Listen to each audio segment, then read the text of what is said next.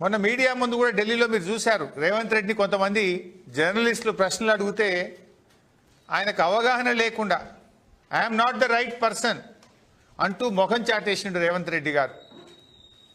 ఇంకా ఈయన చంద్రబాబును ఎదిరించి ప్రాజెక్టులు సాధించగలుగుతారా, అక్రమ ప్రాజెక్టులను ఆంధ్రప్రదేశ్ నిర్మిస్తున్న వాటిని ఆపగలుగుతారా అన్నదే ఈరోజు క్వశ్చన్ మార్క్. చంద్రబాబు చేతి కింద మనుషులను ఇవాళ తెలంగాణ రాష్ట్ర నీటిపారుదల సలహాదారుడుగా నియమించిండు రేవంత్ రెడ్డి.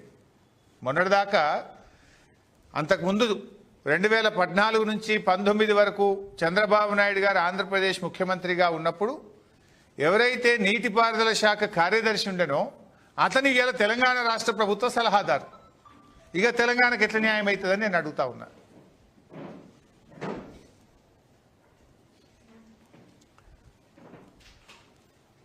ఇవాళ చంద్రబాబు నాయుడు గారు మాట్లాడుతూ నేను కాళేశ్వరం ప్రాజెక్టును ఆపే ప్రయత్నం చేయలేదు అని నిన్న మాట్లాడినరు. కాళేశ్వరం ప్రాజెక్టునట ఆయన గారు ఆపే ప్రయత్నం చేయలేదు. సరే, నిన్న మంచి మాట మాట్లాడాడు. ఏమని? మంచి పని చేశారు కాళేశ్వరం కట్టి అన్నాడు. అట్లీస్ట్ ఒక నిజాన్ని నన్ను ఒప్పుకున్నారు. కానీ నేను ఆధారాలు చూపించదలుచుకున్నా. అద్దాలున్నాయి. కాళేశ్వరం ప్రాజెక్టును ఆపలేదు అని వారు మాట్లాడుతున్నారు.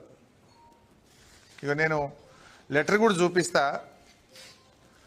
13/6/2018 13/6/2018 నాడు అప్పుడు చంద్రబాబు నాయుడు గారే ఆంధ్రప్రదేశ్ ముఖ్యమంత్రి. ఆంధ్రప్రదేశ్ ముఖ్యమంత్రిగా చంద్రబాబు నాయుడు కేంద్ర ప్రభుత్వానికి కాళేశ్వరంను వ్యతిరేకిస్తూ రాసిన లేఖ. ఏం రాసినో కూడా చివరి లైన్ చదివి వినిపిస్తా. ఈ లేఖ కూడా మీడియాకు నేను విడుదల చేస్తున్నా. ఈ లేఖలో ఏమంటారంటే ఆయన, it has come to my notice through the news item published in Hindu Daily dated 7/6/2018 technical